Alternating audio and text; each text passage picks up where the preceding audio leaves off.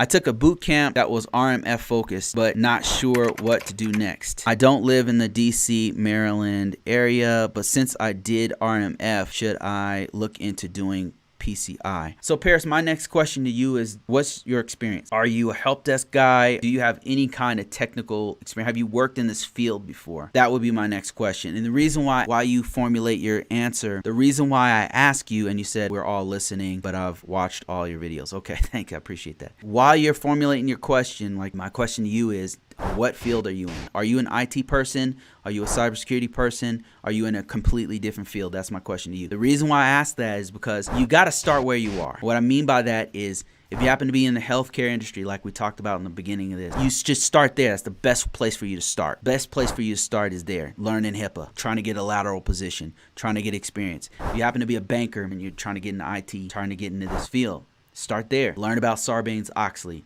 Learn about PCI compliance.